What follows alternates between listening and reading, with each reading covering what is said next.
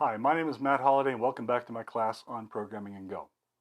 So I want to take a moment and just talk about the future of Go, right? We just had the big announcement literally this week that generics in Go are now approved and they will be built with a target release of 1.18, which is about a year from now. So I just want to talk a little bit about what that is.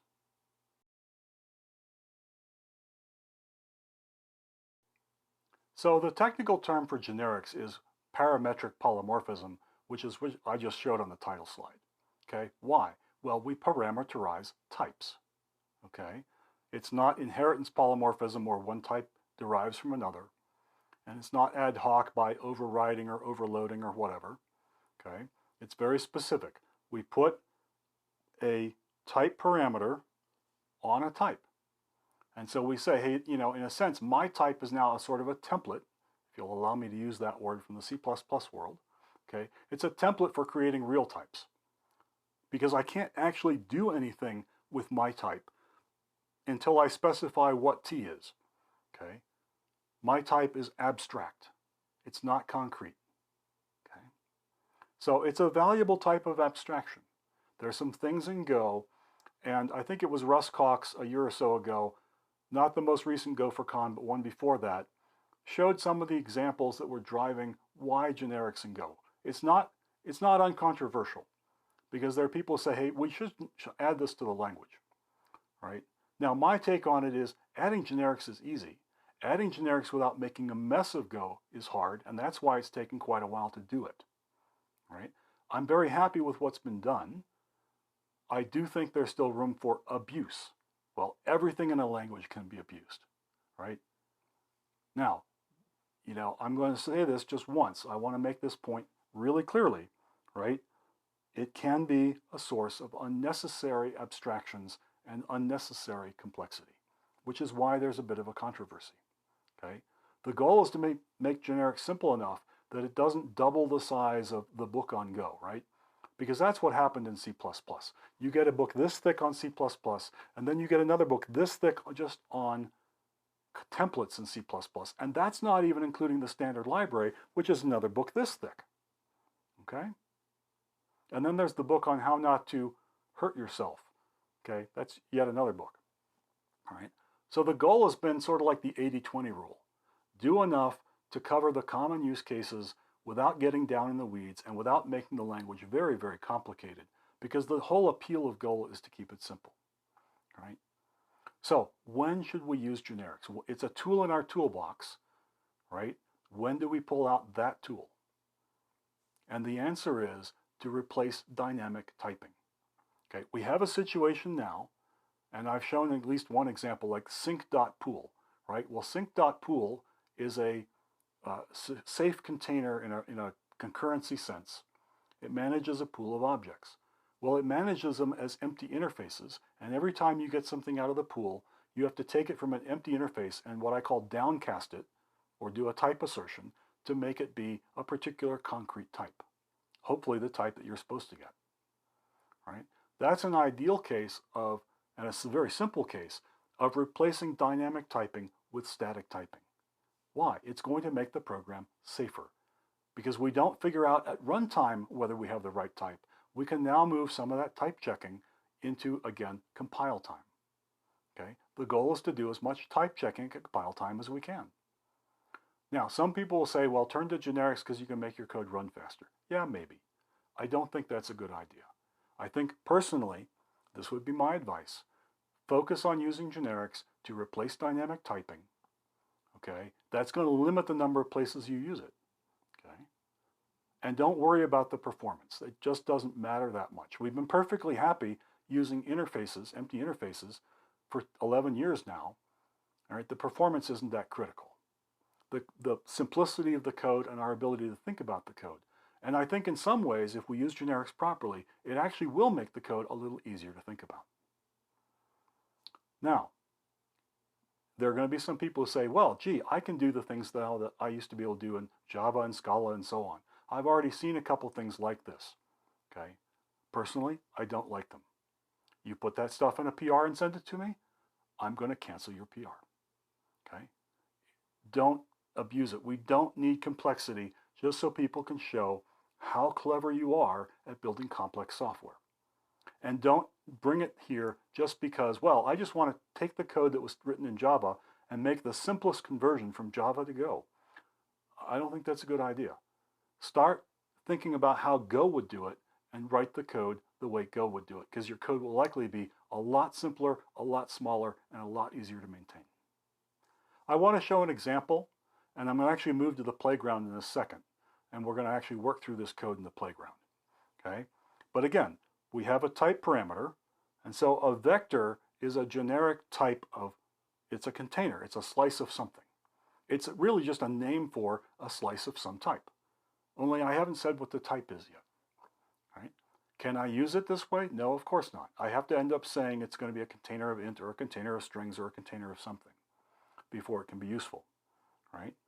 Well, what I'm actually doing here is, in this case, for example, this little piece, right, push, I'm going to treat the vector as a stack. Okay? Maybe I should have called it stack, but here's a push operation that generically allows me to put an element of type t into this vector. Right? That's not very exciting. I just show it to show the syntax. Okay? Interesting is going to be something like find and replace. Right now, you can't write a generic find and replace function to go into a slice, identify something you want to remove it, and get rid of it. Right? And then down here is another example. Again, it's a syntax example. Right? Map is going to be a function that takes a source slice and converts items to the target slice. Right? So whatever is in one slice, I'm going to change them through this function and put them into the other slice as a result. So I'm in the laptop. Now there's a separate playground right now. The way Go-To stuff is being played with, and we're still using this term Go-To even though there isn't going to be a Go 2.0, right? Because everything about generics is upwardly compatible. So they'll just show up in 1.18 or 1.19 if they slip, and then we'll be making fixes to them and small changes to the tools and the libraries in 120 and 121 and 122 or whatever. But there isn't going to be this big break of, oh, it's not compatible with the past. Okay? But right now, the standard tool chain won't compile it. There's a development branch where people are playing with experiments. And then there's this thing called the Go-to-Go playground, where there's a tool. And the tool basically reads the Go-to code, this code with generics, and turns it into normal Go code that can be compiled with the normal Go compiler. So it's not production. This is not production quality. It is fairly up to date with the most recent changes to the specification of what's going to be in 1.18. Right?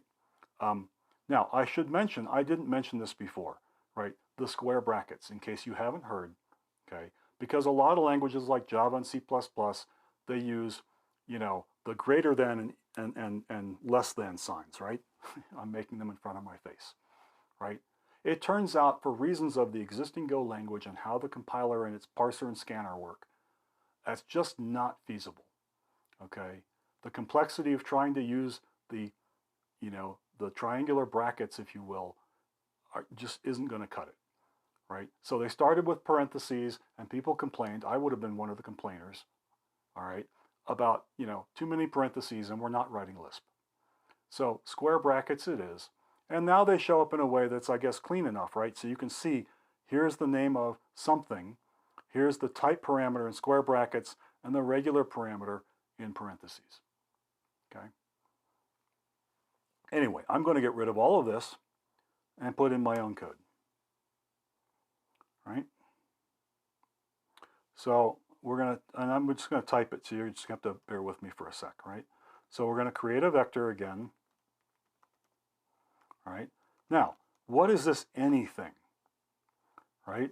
And there have been some discussions over the last couple of years of how do we specify things about t. What is t? Because we may need to constrain t, and I'll show an example of that.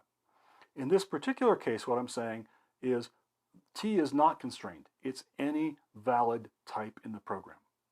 And that's what the any keyword means. Any is essentially an alias for the empty interface. So, you could have almost done this as type any is an alias or whatever. I can't remember how you do the alias types. This might be right, it might not be. But anyway, Any is just a placeholder that says we're not putting a constraint on type T. Right? And it's only valid in using in these type constraints. It can't be used anywhere else in the program. All right, so now we'll have our little function, which is actually a method, right? It's not just a plain function. It's a method that says, hey, I'm going to operate on this vector thing. I'm sorry, I need the T in there. And we're going to let you append an item of type T, right? And of course, there's a reason I'm taking V as a pointer, right? Because append may allocate, right? And so if my vector is not writable, if I don't have a pointer to it, my append might create a new one which just gets ignored, and so the effect would just disappear when the method's done. Okay, this is back to the whole, semantics of how slices work. Fine, so I've got a generic push function, right? Again, I could make a stack out of this and call it stack and then have push and pop and top and so on, right? And I could do that then in a type-safe way. So when you pop something off the stack, you don't have to immediately then try to convert it to some other type, right? You just know what the type is when the program's compiled. Anyway, and then we're going to create this func map. And it has two type parameters. And then it has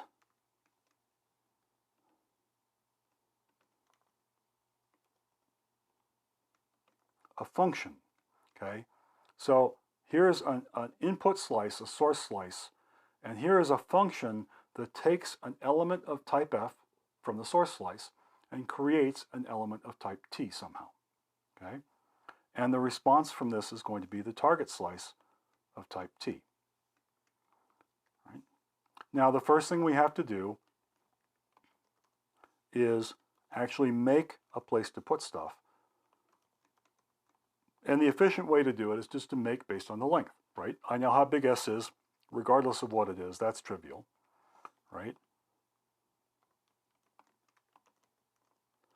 Okay, now, out of the range of S, when I'm running this little loop, I, of course, is the index. What is V? Well, V is a value of type F, right? And so now I can say R sub I is equal to the function F called on V. Because what does function F take? Well, it takes an F type, produces a T type, which I will then assign into my slice of T, right? And then just return. There you go. That's a generic function. Now, I will now add a func main and we'll exercise this. And we'll show a couple different things here. Right? Let's see, it'll scroll on its own. The first is, I'm going to create an empty vector, okay? So I'm going to have to put something inside those brackets to say I want a vector of ints, right? I can't just do it without that, right? And what I also can't do, and I'll show this again, is I couldn't do, something like this, because the information about what's on the right-hand side of the assignment statement, okay, is not enough to figure out that this should be an int. So we can't do that either. That wasn't quite the right syntax, but you know what I mean.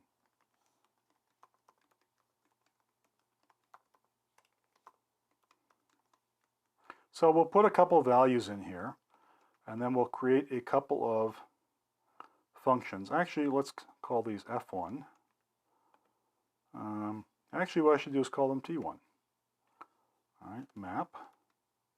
Okay, V is my vector. And, maybe I should have called it S or something. In fact, let's just do that. We'll just call these S, and S is going to produce T.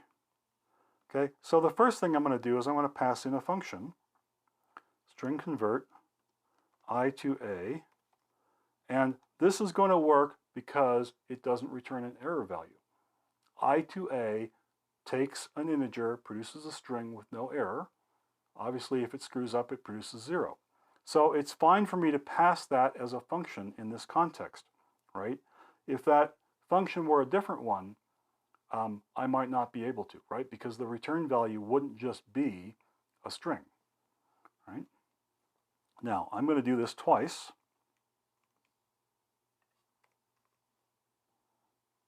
And the second time,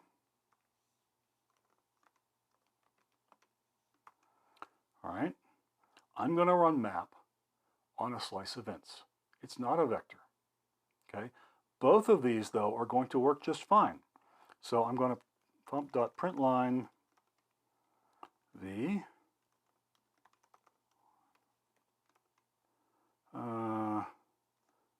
Actually, hold on, we'll format this so it'll be %pound v \n. And then we'll copy and paste one more copy of that with T2. And let's see what comes out. Okay, now, I don't think Go Imports doesn't work. So there's no button up here for format and fixing the imports. And so I'm going to need to manually add the string convert package, which is, I think, the only other package I need, right? So I'm going to create a vector, push a couple things into it, then I'm going to run the map function once on the vector and once on just a plain slice of ints. And both of those are going to work. Undeclared name v. Oh, because I changed it from v to s and I forgot to do that. There we go. All right, so here is s. S is a vector event. Well, what's a vector event? It's a slice event, right? So I can still print it, and it prints the same way any other slice does, right? Square brackets 1 and 2, because those are the values that I appended into that slice. And then down here, I've got 2 slices of strings, right? So I mapped the I2A function over S, which just had 2 items, 1 and 2, and I get a string of 1 and 2 string values. And then I just took this plain thing of integers, ran it, and I got this. Now, you may look at this and say, is there something missing? I think there's something missing. What's missing is right here, right? I did not put, these F and T things here, whatever F and T would be, right? In theory, this is a map of int string, okay, because that's what I'm doing. The map function is going from int to string, but I didn't need to do that. And this is very important. If we go look at my map function up here on line 14, right, F and T are my type parameters. They are both used in the regular parameters, the input parameters, to function map, okay, right? The return type does not matter. So in this analysis of what are the types and how to bind them, right, the return type is ignored, but I used both F and F and T, right, in my parameters.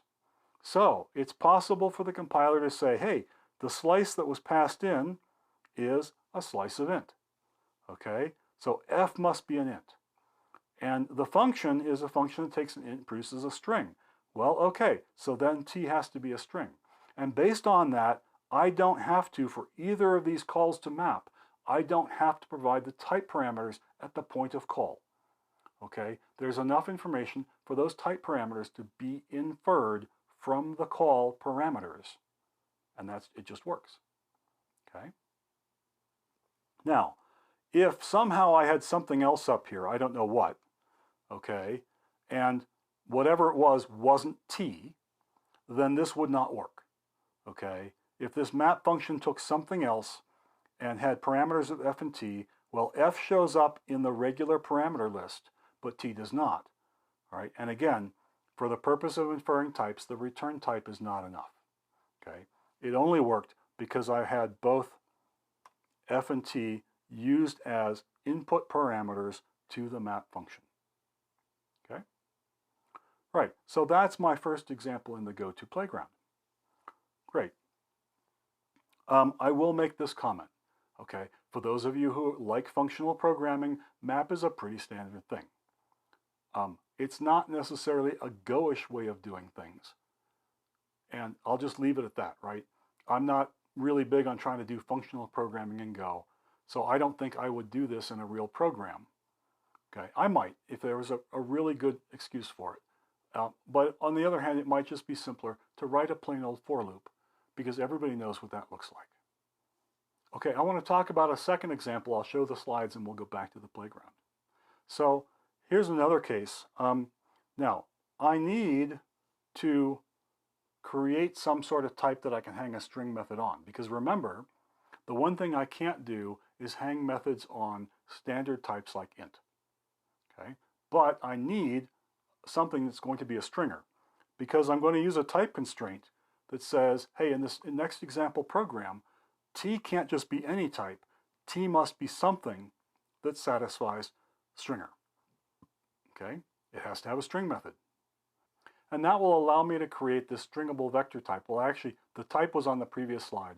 And on this one, I'm going to build out a string method on stringable vector so I can format my vectors in a weird way, right? Just for purpose of demonstrating this in the program.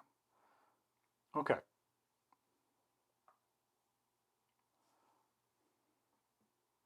So we'll go back to the playground, and actually what we'll do is we'll create a new one. All right, and then we'll get rid of all the stuff that was just there by default. And we'll start doing this again. So I have to have my own type in order to create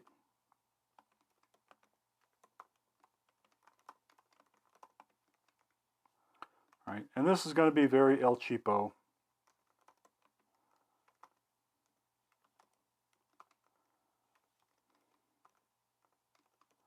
Except, okay, look at this, because n, okay, what does I2A take as an input parameter? It takes an int.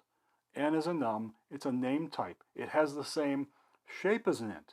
It's compatible at some underlying level, but it's not an int because it's a name type. And so I have to typecast it to an int to pass it to I2A. And so while we're at it, let me go ahead and add that package. So now here's my type stringable vector.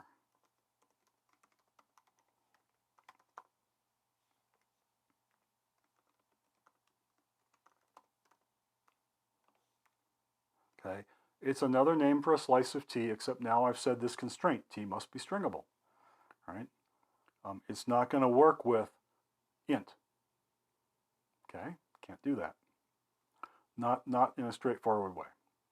So here's this other function, and bear with me a second while I copy it. It's actually, again, another method.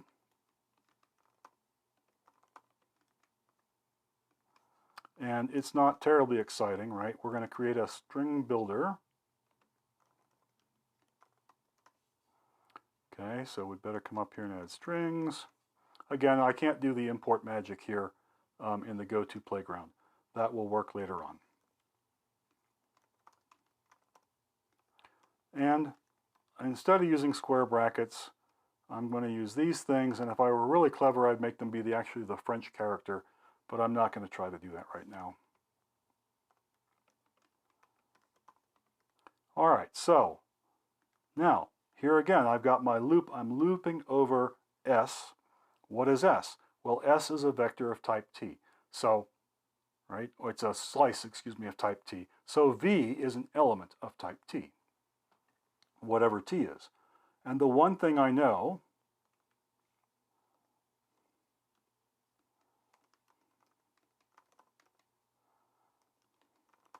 is it has a string method, right? So this call is a safe call because whatever V is, well, V is of type T, and whatever T is, T has a string method. Okay, now I need to do one other thing in here because of the off by one bug.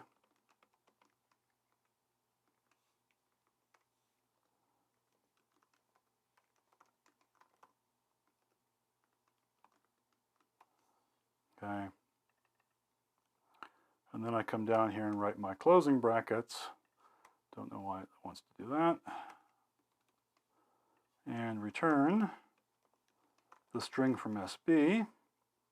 And now I'm ready to write my main program, okay? So all I'm doing is I'm creating a string builder and formatting my string in a different way than it would normally be formatted by Go. With square brackets, we're going to put these little angle brackets around it. Fine, so here's func main. And my goal is I'm going to print S, which is S is going to be a stringable vector, and the string method is just going to do what it does.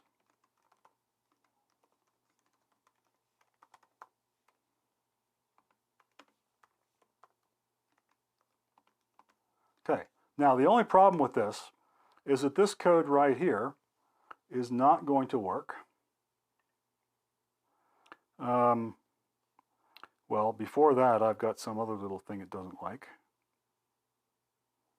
Yeah, missing parentheses right there. Okay, so here we go. Now I've got the real error after I fixed my typo.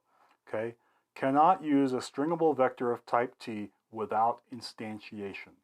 And my point is that this information right here, the fact that I have a slice of nums, is not enough for the compiler to infer that this is supposed to be a stringable vector of type num. So I have to put num on stringable vector. If I don't do that, it won't work. Okay? It's very simple, right? So if I run this, I get the output I expect, 1, 2, 3 with little curly brackets. If I take this off, I get an error, right? And hopefully if I run it again, it will work again, right? So that's my little example in the go-to playground of another little example generic program.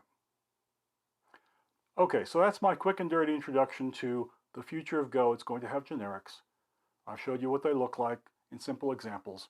These are not necessarily convincing examples, okay? The examples that were convincing were things like, I want to do some things with channels, like joining channels. Well, there's no way right now to do any kind of a generic join function, where I take stuff from 2 channels and combine it into one, right? That would have to use empty interfaces and dynamic typing, okay? Sync.map, sync.pool, there's a couple other things, container types. But there are examples beyond container types, okay? But the goal here is not to reproduce the style of programming in some older languages. The goal here is to enable us to eliminate some more cases of dynamic typing so that we can get type safety at compile time. That's the value of Go generics.